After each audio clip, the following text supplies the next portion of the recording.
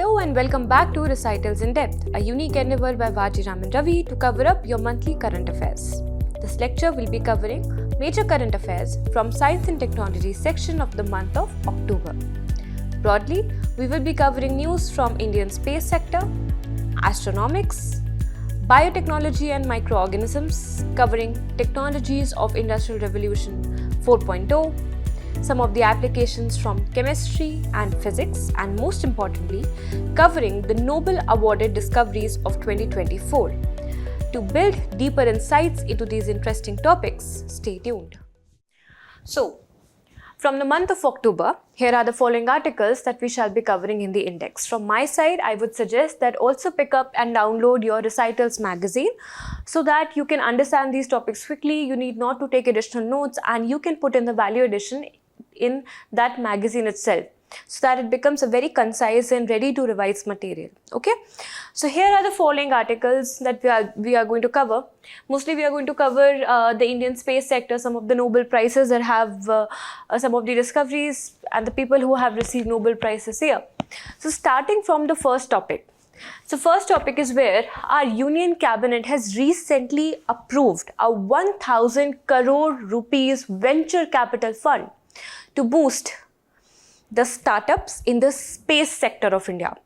So first of all, why Indian government is so keen to build and to develop and to grow the privatization in the space sector, and secondly, how the existing startups are performing and how they further needs to be supported by the government and how is it justified. We will look into it in this particular article. So first of all, let's assume the entire space economy, the startup space economy of the entire world in the form of a pie. Okay, now how much does India's space sector contribute to it? Contributes only up to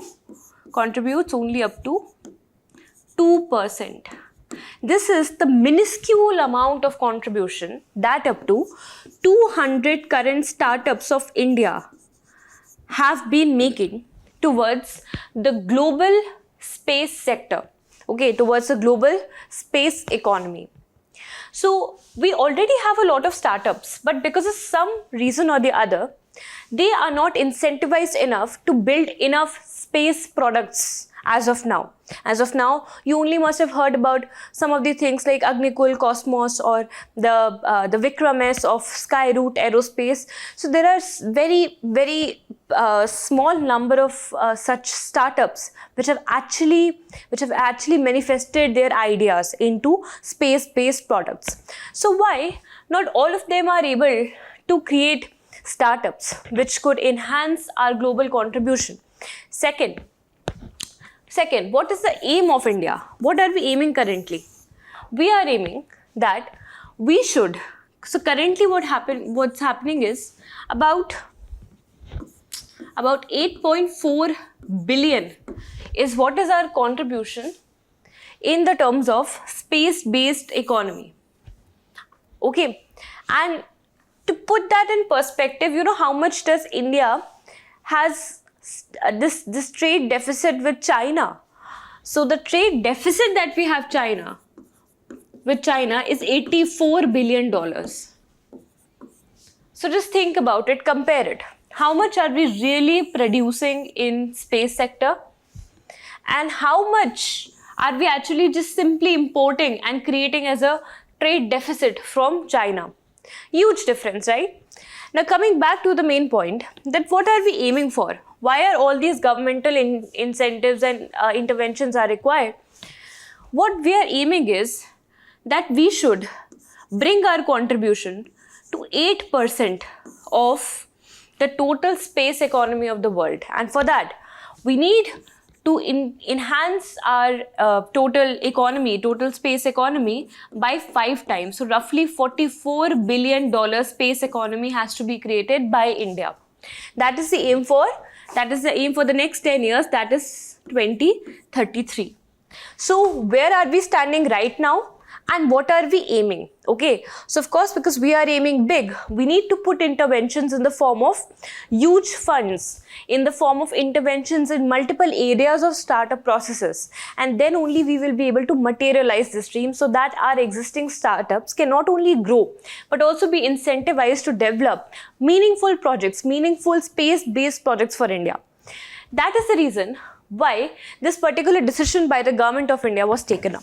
Okay, now,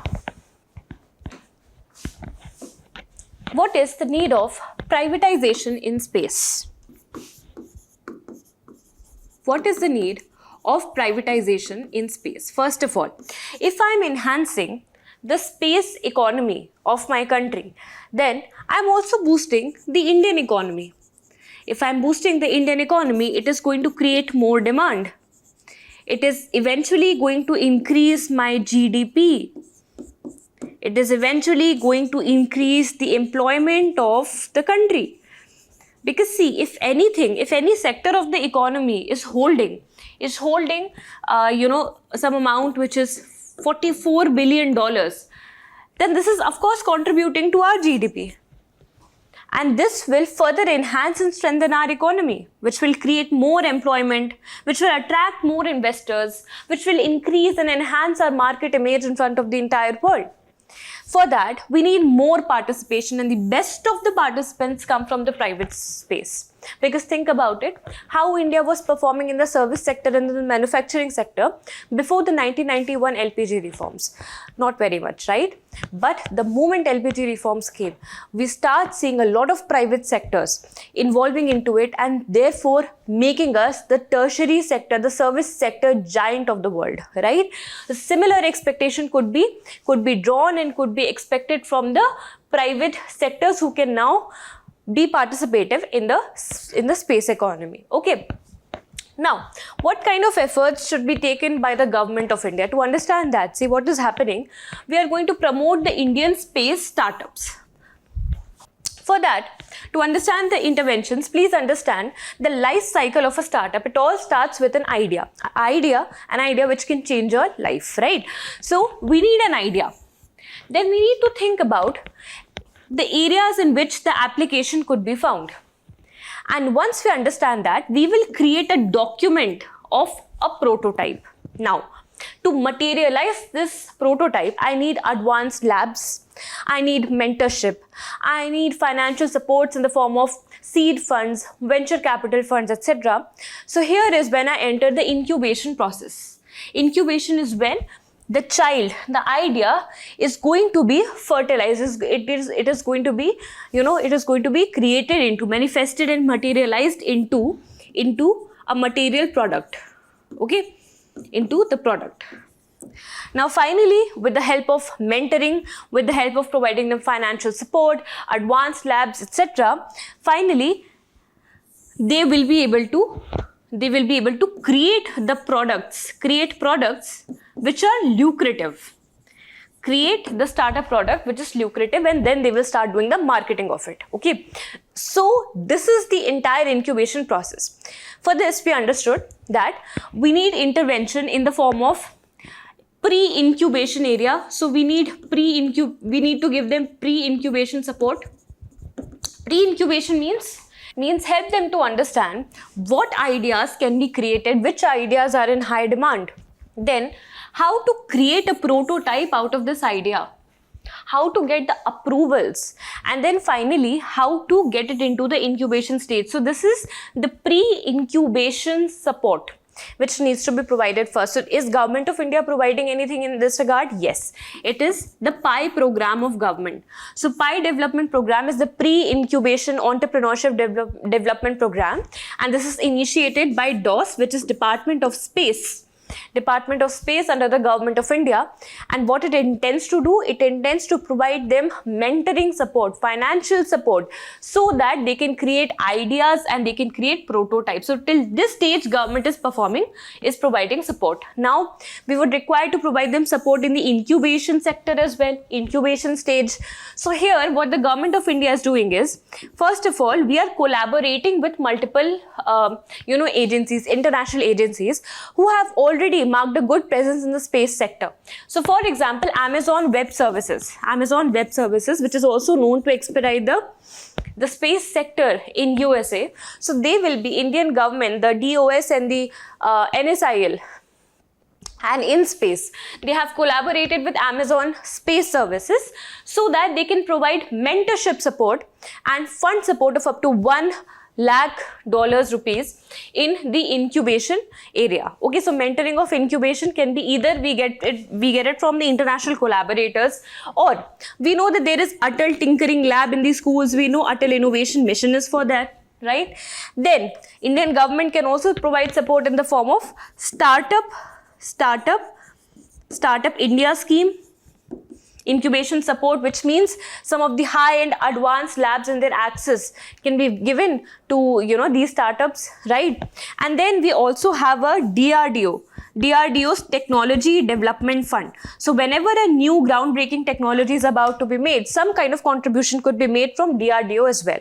There is some capital fund, some capital support fund from ISRO as well. So this is how incubational centers can be provided to it, right? And incubational support center finances can be provided. So these are the governmental interventions. Then comes the mentoring part. So how do they receive the mentoring? So Government of India has created the STIC, which is Space Technology Incubation Center. Now, this is also intended to provide them the incubatory facilities, mentorship facilities, provide them the funds, and finally the last stage, which is to provide them the venture capital and the angel investments, right? So for that, the first intervention is the news. The news, which is Government of India creating the 1,000 crore rupees fund, which is a venture capital fund to support them. This is only for the strategic startups which are going to have some strategic purposes. For example, their contribution in the Indian agriculture, in climate changes, disaster management, etc. Okay, and then we can get some of the fund from the Atal Innovation Mission. We can get some of the fund from the DRDO, this Technology Development Fund. Okay, so there are multiple resources from where the funds can be arranged. Okay, so all of these are created, and these are the areas in which interventions are done by the Government of India to promote the startups of the space sector, right? Now, what is the importance? Why should we have the space startups in India? Let's look into all the points very quickly. This is more from the mains perspective. First one is reducing the import dependency. Do you know how the entire life cycle of a space-based product is created? It uses some of the high-strength carbon fibers, photovoltaic solar cells. It utilizes, the machineries which are primarily made up of, some unique kind of aluminium. Then they would also be, requiring of electronics, specified, special and cheaper electronics, right? So that we can also upgrade. We can also be, create an economic of scale kind of product. So the thing is, because most of the products that I have just now told to you, you all know where are we importing it from, but you must be knowing that most of it is imported. In fact, if you talk about it, if I'm selling $1 worth space product to the world, I am exporting or I am importing $12 worth space-based product, which means there is 12 times high import dependency. I hope this point is clear to you, right? So it will drastically reduce the import dependency. Why? Because now the private startups will be facilitating a lot of the needs of the space sector of India. Next is freeing up the ISRO from ancillary activities. Now think about the giant ISRO. It is not only the operator of the space sector but also the regulator of the space sector, and it is doing everything from launching the geostationary satellites, or from arranging the network facilities, or the satellite based network facilities, to trying to venture into Venus, trying to venture into Mars, trying to venture into some other some satellites of different planets, etc. The main purpose of the ISRO should be to provide unique research and development and interplanetary researches or discoveries. This should be the main work of ISRO. Rest of the other works, for example, providing broadcasting services, geostationary or mapping satellites or GIS mapping, that we can delegate to the private sector.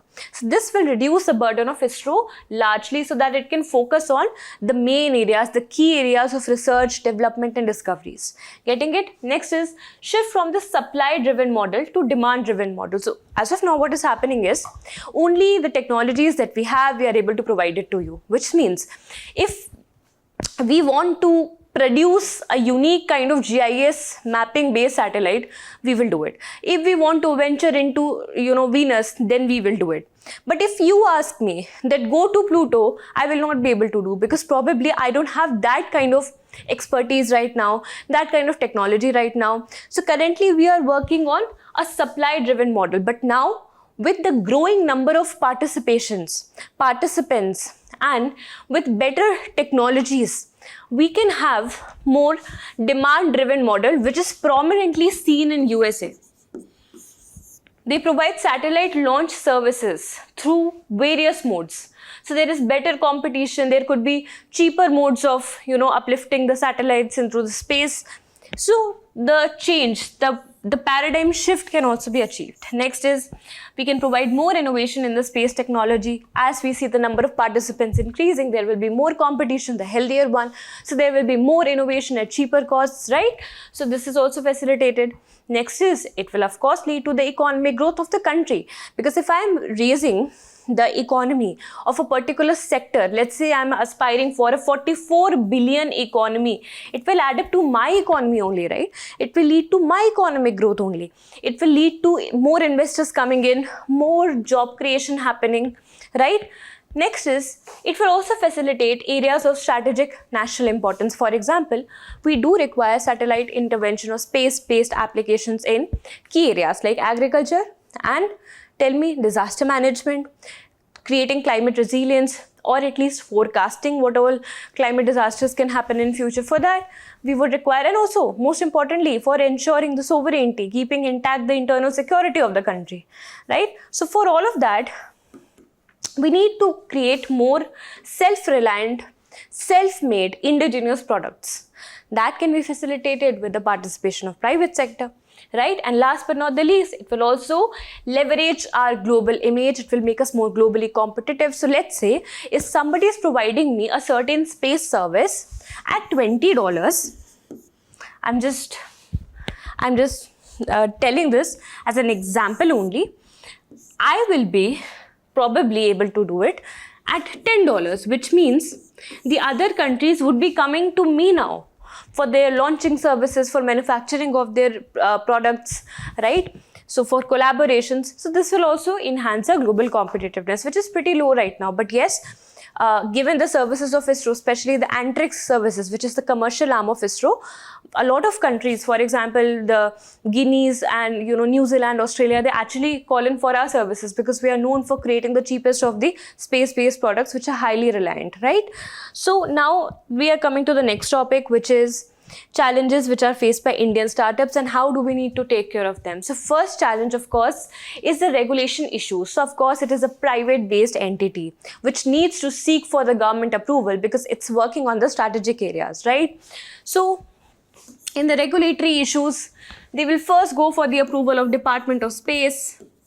Then they have to go and seek the approval of IN-SPACE. Then they have to go and seek the approval of ISRO for some things. And for some of the things, they need to go in for the approval of antrics. So if I have to move to so many places for approval, it will eventually demoralize me to create my startup because I don't know whether it will be really worthwhile to have all these hassles or not. So what do we require to do? We need to have a single regulator. We need to have a single regulator for all these non-governmental startups, right? And we also need to have a unified platform that if at all these permissions from different areas are required, it can be facilitated through one single window clearance system only. So these are the two areas which I need to work on. Next, risky nature of the industry. So think about any kind of machine or any kind of thing which can go to the space.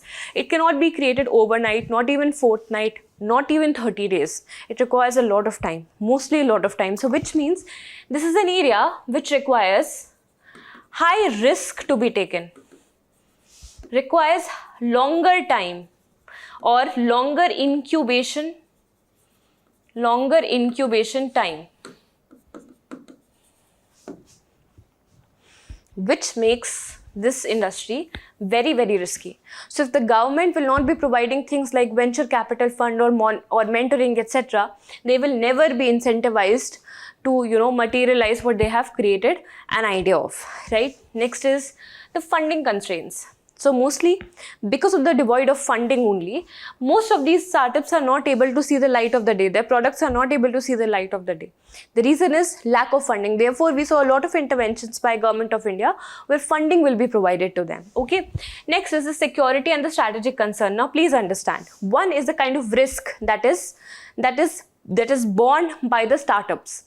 And the second is by the private startups. And the second is the kind of risk that are born out of creating private startups in space sector. So please understand this one very carefully. With privatization, I'm inviting what the FDI is. In fact, you should know that 74% of the FDI is allowed in the operations and in the creations of space-based objects, and for the launches 49%, up to 49% of FDI is allowed, which means I'm allowing foreign interventions into a very strategic sector of my economy, which is space, right? Which of course can create security and strategic concerns. This is one of the risks which we can have from the Indian startups or from the privatization of space sector.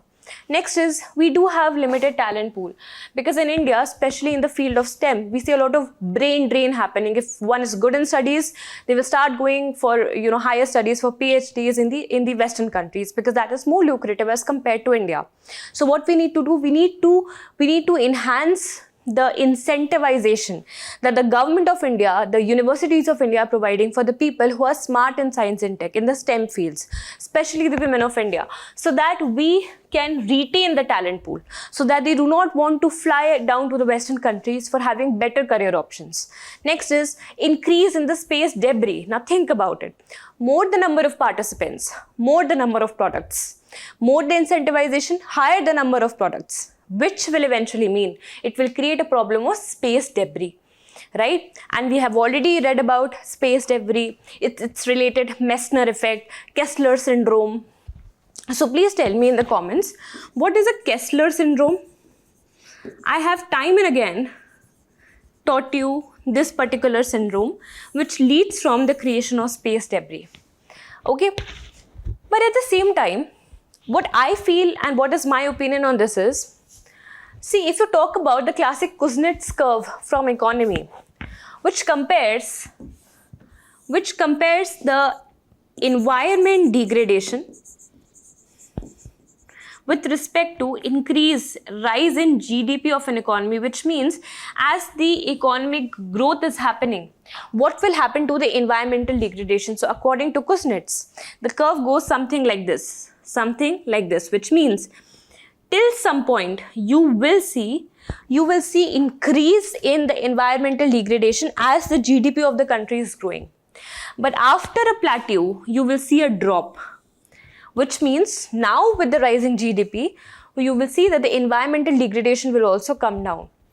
This is the reason of the changing choices of the people, changing choices of an economy, which is well-to-do, which is good in the GDP. Okay, so similarly, I believe, and one would agree that, of course, space debris is a legit concern.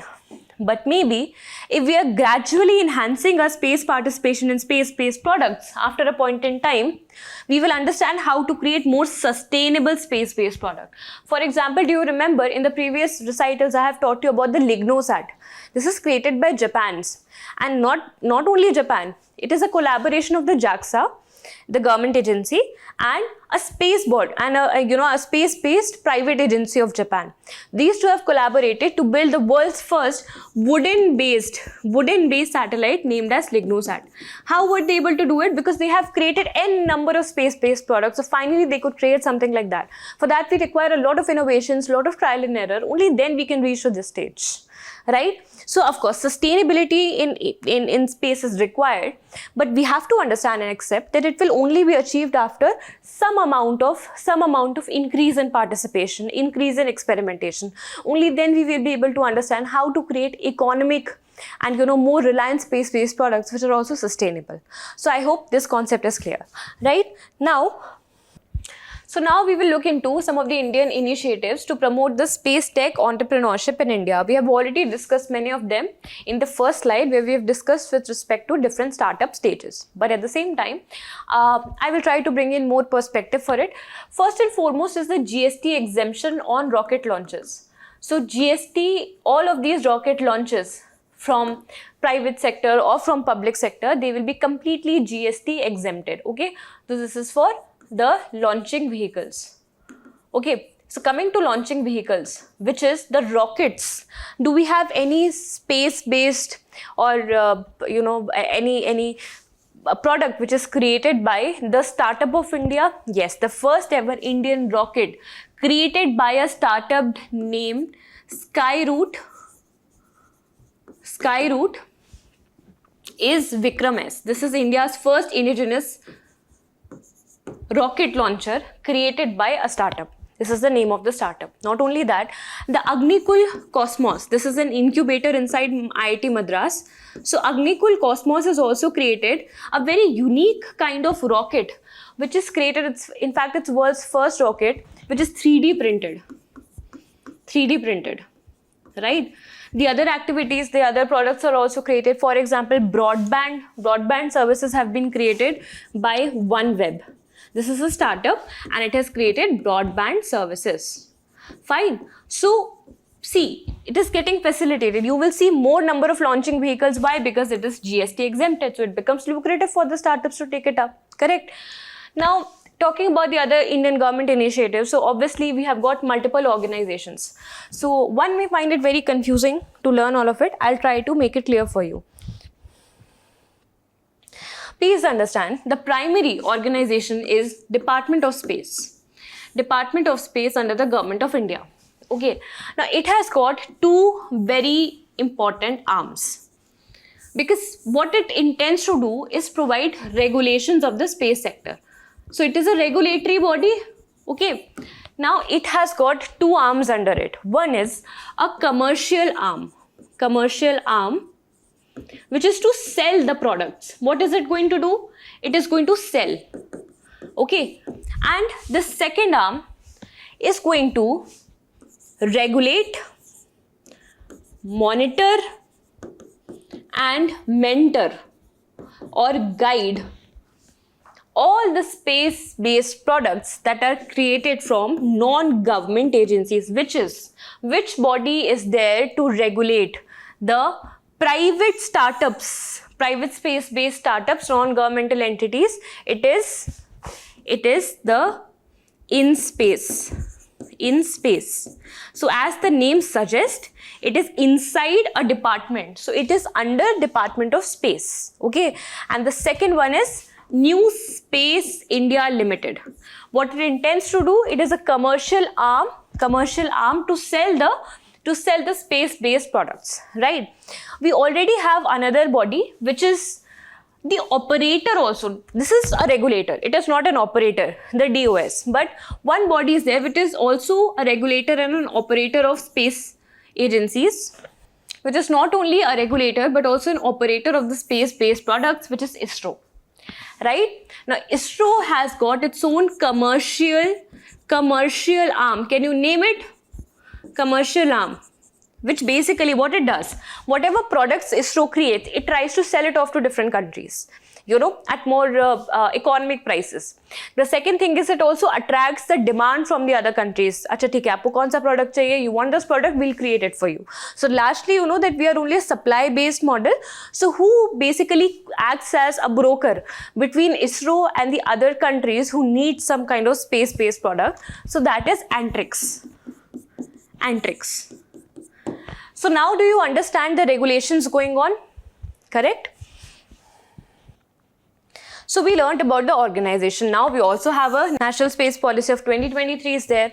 Now I have already talked about the investment. So we have got a 74% investment in the satellite manufacturing and operation sector. So in the manufacturing and operation, we have 74% and we have got 49% in the launching sector. Okay. Next, we have got SPIN, Space Technology Innovation Network. So as you can see, it's a network. So it is basically a collaboration. So it is like a public and private collaboration. Public and private collaboration.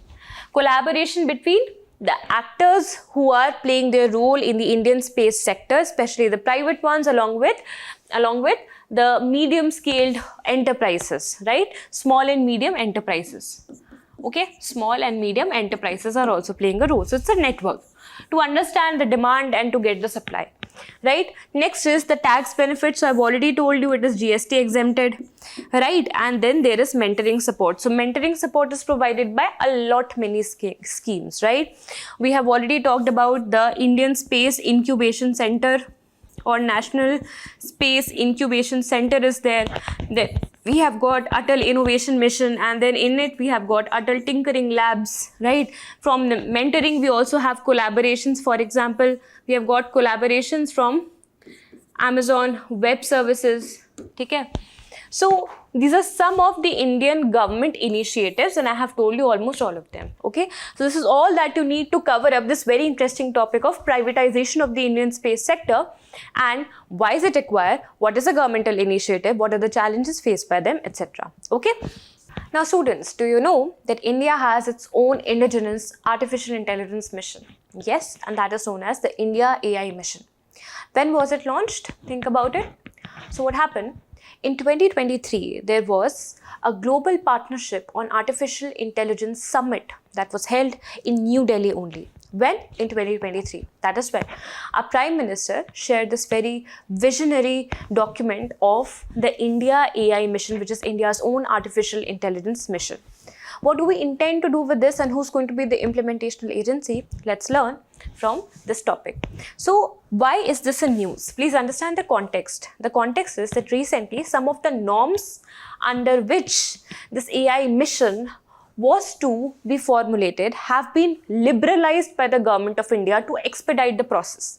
What are these liberalized norms? We need not to know because they are rather technical and not important from the general studies approach of artificial intelligence sector. But what you need to know from UPSC point of view is, first of all, what is artificial intelligence? What is artificial intelligence? How is it properly defined?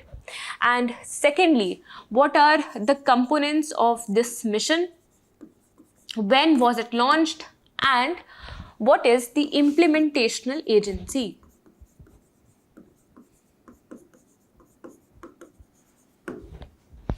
Right? So first of all, what is AI? What is artificial intelligence? So by going the definition of World Economic Forum, it is technology related to Industrial Revolution 4.0, which intends to mimic the cognitive functions of a human. What are the cognitive functions of a human? It is to learn and solve the problems. These are the two things which makes us really different and unique from that of the other beings. So these are the cognitive functions, and now think about how many cognitive functions are you using and how effectively are you using them. Next is, so we have got multiple areas of artificial intelligence, for example, developing the large language models or developing IoT, Internet of Things, a lot of intervention, generative AI, etc. All of these are components or some types of the artificial intelligence, which makes us understand that artificial intelligence is something that we cannot go without anymore, which means we in all the sectors, especially in the critical sectors, for example, the healthcare, the governance, right, the Indian agriculture, the climate, etc., we would be requiring interventions of artificial intelligence in one form or the other. The main fuel of artificial intelligence is data, right? So in order to make a device artificially intelligent, what is required is something which can operate and compute millions and millions amount of data, right? A lot amount of data processing is required for artificial intelligence. And second is to train that data, which means to build the foundational models for the data, right? So what are the two components required for developing artificial intelligence ecosystem anywhere in the world? First is the processing of the data. So we need to have processors, we need to have higher processing unit. In other words, we can say that we need to have computational or computing capacity, right? And the second thing which is required is, I have told you that we'll be feeding this processor a lot of data. So we need to train that data now to make it intelligent, to make it solve the problems or learn some things. So for that, we need to create foundational models of the data. And this can be trained with the help of large language models. You have already heard about large language models in the previous recitals, we have read about it.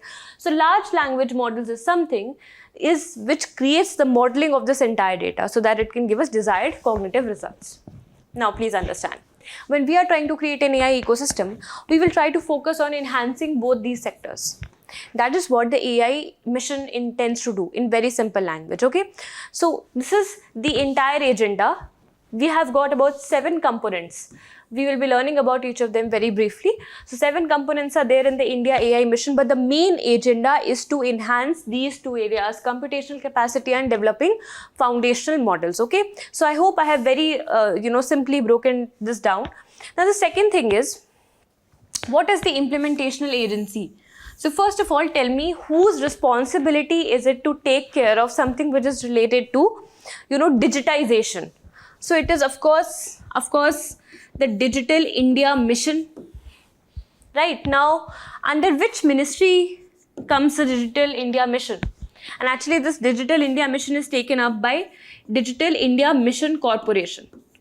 So this is under the Ministry of Electronics and IT, and this entire AI is a part of IT, correct? So it comes under Ministry of Electronics, under which there is a Digital India Mission Corporation, and under which there is an independent business division for formulating and rolling out this AI mission, India AI mission. So do you understand very clearly what is the organizational structure and finally who's going to regulate this India AI mission and operate it? We have understood it. Now, talking about the budget outlay of more than 10,000 crore rupees. So think about the amount of employment it can create, infrastructure, the amount of leverage it can create with respect to India. Second is, what are the mission components? I've already told you, it's 7 in numbers, right? So the first one is to enhance the India's computing capacity. To enhance the computing capacity, we have something called as processors. Specifically for AI, because it will be inputting images also, audio, sounds also, videos also, of course the text, etc. So what we require is the graphic processing unit. So what we intend to do, we are intending to enhance the GPU performance, the computing capacity of about 10,000 GPUs of the country. That is the first goal. Second goal is to create an innovation center, because there will be a lot of models. These models should be specific to Indian requirements, specific to Indian critical sectors. For example, what do we require in agriculture? What do we require as a data output in, governance sector? So they should be indigenized data models. For that, we require competition. We require a lot of participation from private sector. So for that, we have innovation center, right? Third, we will be creating a data set platform. So there are 2 types of data. One is the personal data, which could reveal what is my name, what is my identity, what is my birth date, etc., address, etc. This is something which can reveal about the personal data of a person. The non-personal data would be what are my food preferences, what are my dietary preferences, what are the nutritional content of my body. So these will not be able to reveal my identity as a person, but these are the non-personal data. So it will streamline the access of the non-personal data, because end of the day, data is required for creating models, for creating applications. So how to ensure that I'm very easily getting a lot of non-personal data from different areas is not to conduct the census, but to create the dataset platform, right? And specifically it is for the non-personal data, not the personal data. It's not allowed, right? Next, application development initiative. Now we have collected the data. We have subjected them to the indigenous language models. We have increased the processing capacity of our GPUs also. Now we will be developing the applications, right? So especially in the critical sectors of problem statements, for example, in the earth sciences sector, in the disaster management sector, in Indian agriculture, in governance, in healthcare, in poverty alleviation, social sectors. So in these critical areas for central ministry, state department and other institutions, there will be development initiative, okay? And development of what? The application. Next is India future skills. So of course, in the previous topic also, we realized that there is a huge skill gap. Actually, it's not that the Indians are not intelligent, but the thing is, we somehow lack in the future skills. The median level skills, the lower level skills, we are very good at it. But there's a very lower amount, there's kind of a downward infiltration. Very lesser amount of population is good in getting advanced courses which could facilitate the AI ecosystem. So for that there will be more number of programs and courses. Right now you can see that in most of the IITs and NITs and most of the BTech institutions, there are inherent subjects on AI which didn't used to be there back then, in 2018, 2019. So you can see that AI courses have been included into the courses of UG level, PG level, master's level, PhD programs, so that we can generate the future skills. Okay, next, the startups. What the startups inherently need? They need funds, they need finances to breathe, right? So of course, again, startup financing will be there, right? Next is safe and trusted AI. End of the day, the thing is, artificial intelligence should be responsible and should be safe. To ensure that there will be certain responsible AI projects, okay, which will be having certain indigenous tools, frameworks, self-assessments, and they will follow set guidelines to ensure that this startup is responsible. Only if they have passed these guidelines, they'll be able to access these finances by the government. Correct? This is about the India AI mission. See, it's very simple. Okay, coming to the next topic. Now, do you know that science has actually proven that there are ghosts around us, which are everywhere in this room, in your room. They are coming from me to you and you to me. They are so small, they can pass through any matter, no matter how big that obstruction is, which means they could pass from sun to the cosmos, to Earth, and again beyond to some other solar system. These are neutrinos. So neutrinos in Italian actually means the little neutral one. So something which has no electric charge is a type of subatomic particle which are known as neutrinos. Now we will be reading about neutrino fog and what are its challenges in the case of astronomy. So in this article we will learn about the following things. First of all, what is the context? Second, what is dark matter and what is dark energy? What are some of the prominent dark matter detectors of the world? Because this can be asked in UPSC prelims examination. They could name some of the things and then they will ask you in the options whether this is a dark matter detector or whether this is a launching vehicle or this is a product of a SpaceX, etc. Right? So we should be knowing about these detectors. Then we will read about the basic properties of neutrinos. Right? So first of all, what is a neutrino fog and what is the context over here? So recently, a particle detector, actually a dark matter detector that was deployed by USA. It's a kind of telescope which is so sensitive to small particles of the universe that it is able to capture the presence of dark matter as well. Dark matter is the one which holds the entire universe together. The entire mass of universe is actually broadly made up of dark matter only, but more about that later. So the context is that this dark particle detector, this dark matter detector was deployed by USA. So they were getting a lot of noises. They used to think that this is the dark matter, but actually it was the noise, the disturbance, which is created by the neutrinos, because neutrinos are everywhere around us. If you talk about it, in per centimeter square, in this much amount of area, you will be able to see 5 into 10 raised to power 6 particles of neutrinos. And this is for the Earth. And they travel with the speed of light, which is 3 into 10 raised to the power 8 meter per second. So they are everywhere in the universe. So obviously they cause a little bit issue with, whenever we try to understand and we try to figure out the other smaller particles which are also neutral in the sense they do not interact with the matter, they do not have any electric charge, for example, dark matter, dark energy. So the exploration becomes difficult because of the noise in the space created by these neutrinos. And this is not the noise in the sense of the sound noise, but in the sense of the frequency noise that they create, right? So this is the neutrino fog, which creates obstruction in the detection of smaller particles like dark matters, right? We've understood the context. Now, what is dark matter and dark energy? Think about the entire universe. When it got made, we know that ever since then, according to the Big Bang theory, it is continuously expanding. But at the same time, we are in our place. We know that the distance between Sun and Earth at least is constant. We know that even though the entire cosmos is expanding, our universe, our solar system specifically, is not expanding. So something is keeping up in place. But at the same time, something is pulling the entire universe apart. These two broad things are the dark matter and dark energy. And what is the visible matter?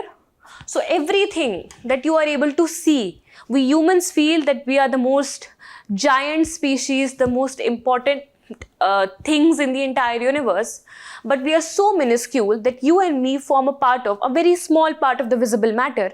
And the entire thing that we can ever see, be from the planets to stars and everything, all of them collectively holds no mass in front of this dark matter and dark energy. So if you actually see them in the form of a pie chart, this is the entire universe, and 70% of the universe is made up of dark energy. The energy which is responsible for expanding, giving energy and push for the expansion of the universe, and therefore we know that the universe is expanding. What is the other way of knowing that the universe is expanding? There is the redshift theory, which justifies that universe is continuously expanding. Now in the comment section you tell me, what is a redshift theory or a redshift phenomena? Okay, now what is the rest 30%? Is it the visible matter, ma'am? No. Now we further divide it into 25% and 5%. So my dear students, only 5% of the mass of the entire universe is composed of the visible matter. Anything which is visible to us. The suns, the stars, the entire cosmos, the planets, the black holes are also visible to a good extent, which means all of this collectively holds just 5% of the total mass of universe, right? And the 25% is dark matter. And so studying these dark matter particles are very important to understand the secrets of the universe, how the universe exactly got created. So for that, many dark matter detectors have been created by different space agencies. Now the name of these detectors are Lux, Zeppelin. This is created by USA. You can take notes of it. Then there is Panda X. This is, as the name suggests, created by China. And then there is Xenon. Xenon, which is created by Italy. Now, it might be difficult to remember all these names. So you can pick up one keyword which is common to all of them, which is the letter X. And so you will be able to eliminate if this question comes, that they all belong to a category which is they are all dark matter detectors. What is dark matter we have understood, right? Now what are neutrinos? So neutrinos is derived from the Italian word which is neutron. Neutron means a little neutral particle, which suggests to me neutron, and it suggests to me that it is neutral, which means it doesn't have any electric charge. No electric charge is there, neither positive nor negative. Second, it has a half integer spin. Now you don't need to understand what is integer spin, because that would become little technical. If you know, then you know, but please understand that whatever particles are having half integers, only they can spin half a direction, half, right? So these are known as fermions. So it comes under the category of fermions. If this statement comes, you will mark it correct, right? It has negligible mass and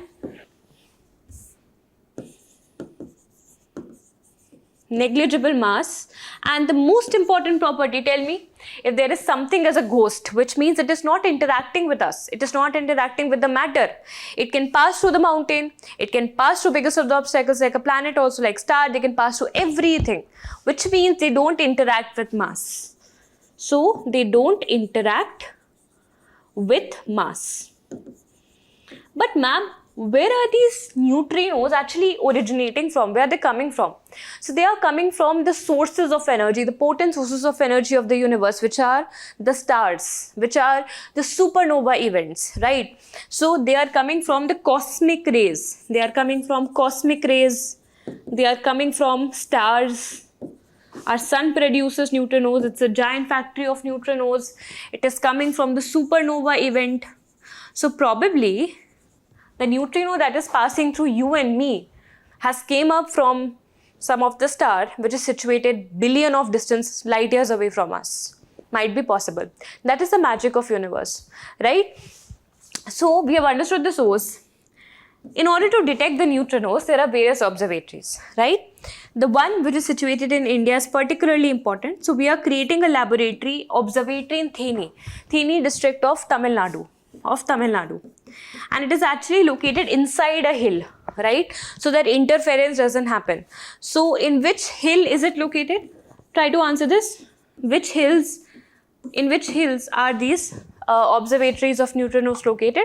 So try to answer this. This is about all the areas that we need to learn for this topic of neutrino fog. I hope it is very simply clear to you. Okay, moving on to the next topic. Now our next topic of discussion are the thermobaric weapons. So what is the context? Is recently Russia has used thermobaric weapons, causing massive destruction in the country of Ukraine.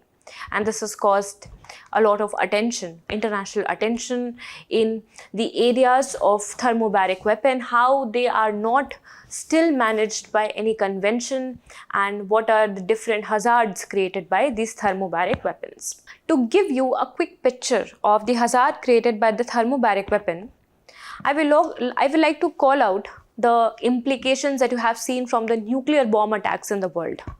The Hiroshima, Nagasaki. So these nuclear bomb attacks have caused massive destructions, and ever since then they have been completely banned by multiple treaties. For example, the NPT, the NSG, etc. They all try to regulate the use of nuclear based weapons, and especially the use of it, right? But we as human species are very quick to create similar alternatives. We like to check out the loopholes and create something which can create that big of an impact but is not regulated. And these are the thermobaric weapons, which can create as deadly effects as of nuclear weapon. It is based on a principle which is known as the fuel-air ignition principle.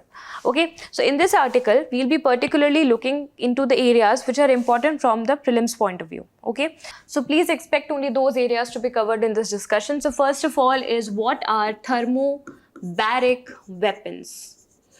So of course, as the name suggests, it involves a lot of high temperature, and it involves pressure, and it involves a lot of pressure as well, and it works on the principle of utilizing oxygen not as the oxidizer but as the fuel. So it works basically on the principle of fuel and air interaction. So now with the help of a diagram, I'll quickly tell you the working of it, how these weapons work, working of thermobaric weapons. So try to understand this. Now let's say there is a rocket, or let's say there is a aircraft. So this aircraft is carrying a fuel with it. Okay, this is the city which it intends to attack. This is the city which it intends to attack. Now the moment it will enter this region, it will release a huge amount of fuel into the air. So it will create a fuel cloud. Now what happens in general missiles, or what happens in your general conventional weapons, that there is a chamber inside the missile only. Inside the missile there is a chamber which this rocket will be shooting. Inside it there is the fuel and there is oxidizer. The moment this wall is broken, both of them gets mixed and it creates the explosive blast. Okay, but in this case, this aircraft is going to release this huge cloud of fuel.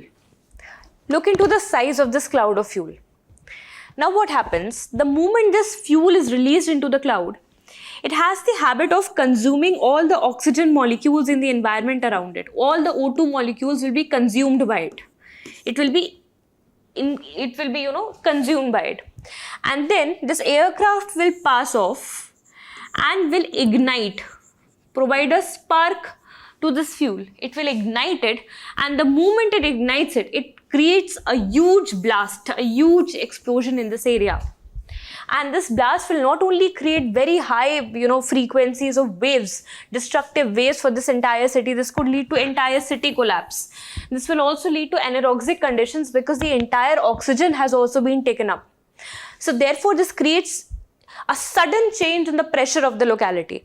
It creates huge amount of temperature. So high temperature and changing pressure conditions is something which is seen in the thermobaric weapons. So what are these thermobaric weapons? The main principle is the principle of explosion. High explosion. And how is it different from the conventional weapons? That also we have seen. Now talking about the regulations. Can we, if some country is using the thermobaric weapons, can we impose any treaty on them? Chemical Weapon Convention? No. Missile Technology Control Regime? No. Can we use NPT? Can we use NSG, Nuclear Supply Group? We cannot. We cannot impose any of the important treaties. But yes, because if they are attacking a civilized or an innocent nation or an innocent area, then in that case they can be under the Hague Convention. Under the Hague Convention, they can be convicted of creating crime, war crime, of committing war crime. So this is the only convention in place right now. So what is the need of the hour? To put in severe restrictions and regulations for this new type of weapon, this new type of very massively destructive explosive, which is the thermobaric weapon. Now most importantly, do you know which is the most destructive, deadliest non-nuclear weapon of the world? I'll tell you. There's actually a competition. There are two. So one is created by Russia, which is the father of all bombs. Father of all bombs. And this is created by Russia. And the second non-nuclear and the most destructive thermobaric weapon, they both work on the same principles. The fuel-air explosion principle. So second is the mother of all bombs. Funny names, right? Mother of all bombs. So it was chronologically, the mother of all bombs, MOAB, was created first by USA. Then looking at this growing threat, Russia has created a weapon 4 times deadlier than mother of all bombs. So therefore, If somebody asks you which is the most dangerous non-nuclear explosive bomb in the world, this is the father of all bombs, which is with Russia. And therefore, when it starts using the different type of thermobaric weapons in Ukraine, it becomes as deadly as making a nuclear attack on a country, right? But please remember, the statement might come in the UPSC prelims examination that are they nuclear weapons? No, they are the non-nuclear explosive weapons, okay? I hope this concept is clear to you. Moving forward to the next topic.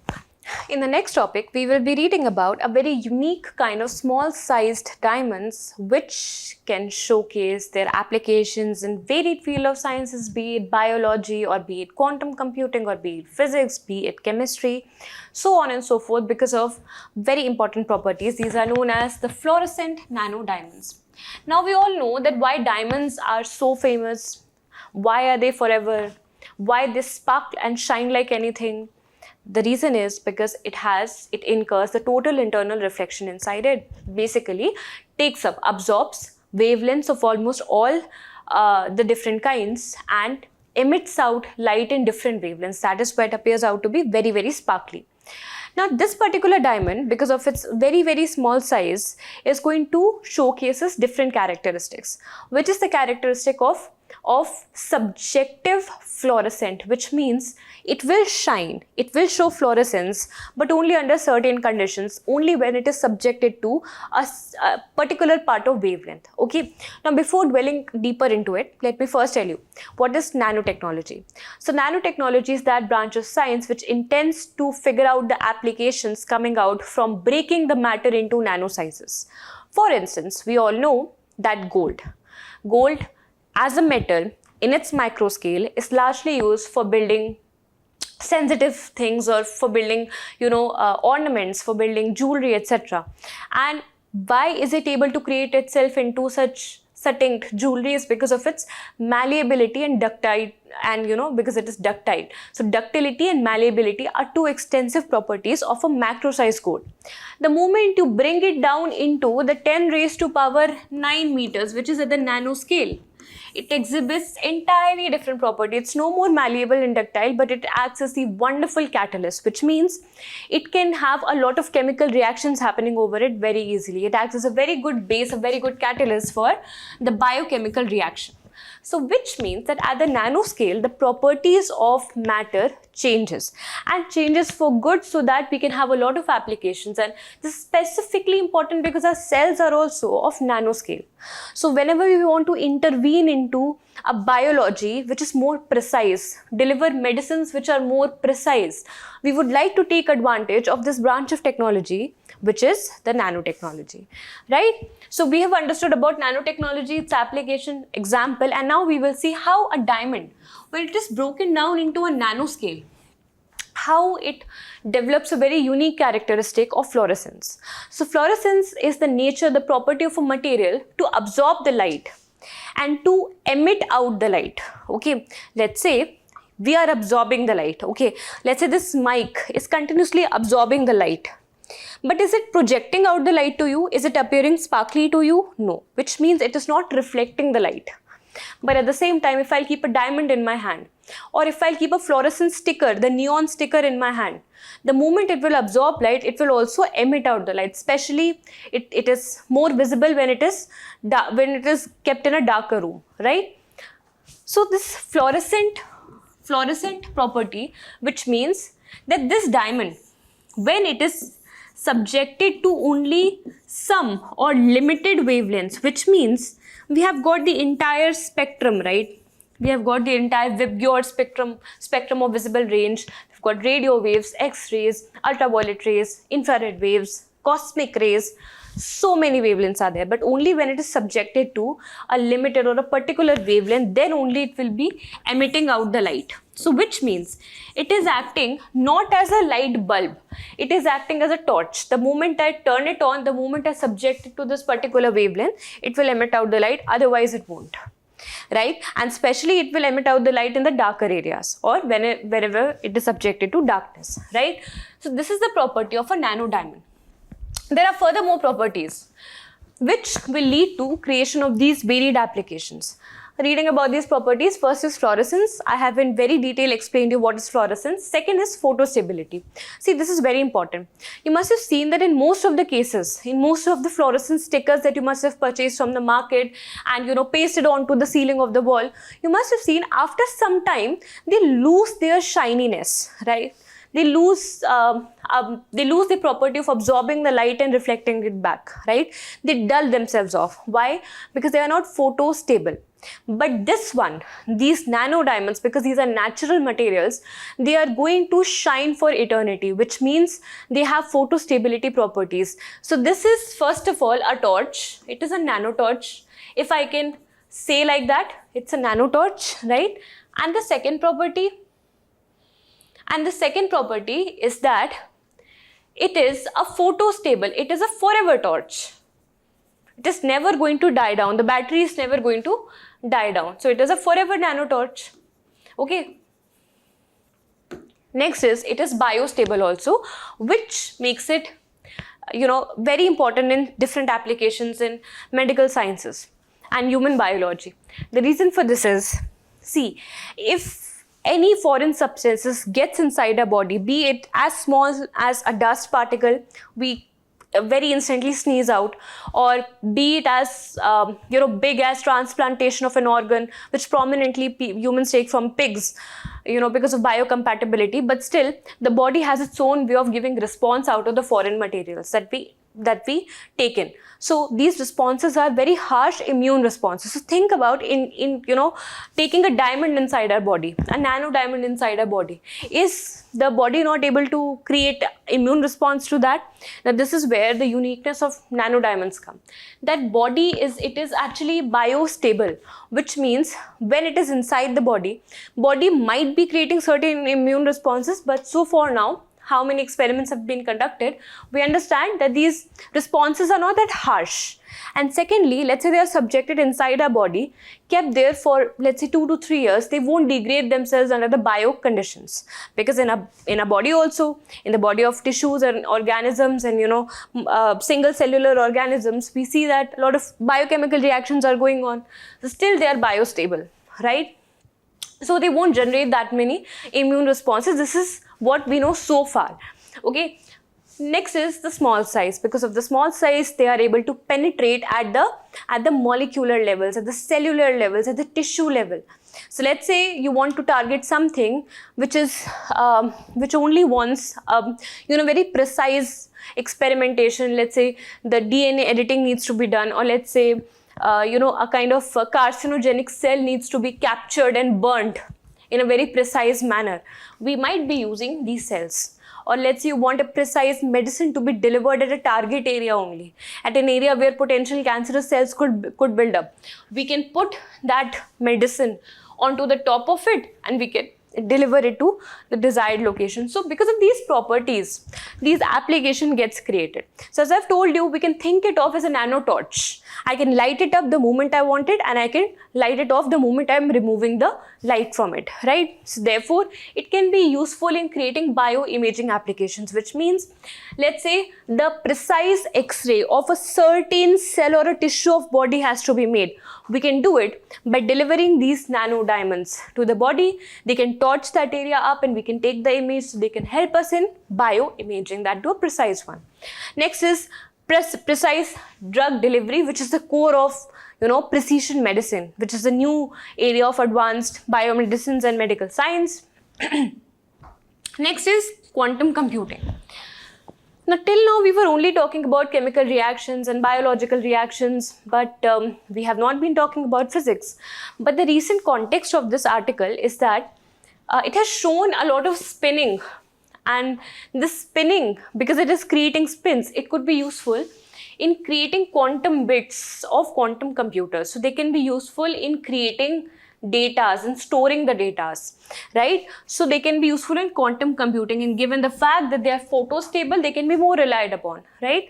Next is the photonics. Photonics means that they can be useful in anything which requires more precision X-ray, more precision imagery, more precision lighting up of the area. So for that, photonics, for more precise photonics, again, fluorescent nanoparticles could be of good use. Okay, so this was about the part 1 of recitals. Stay tuned and do not forget to watch the part 2 of recitals, which will be covering the entire science and tech, specifically the Nobel Prizes, who were the winners, what were the discoveries, etc., which is going to be very useful in the upcoming state PCS and UPSC examination, right? So see you in the next part. Bye.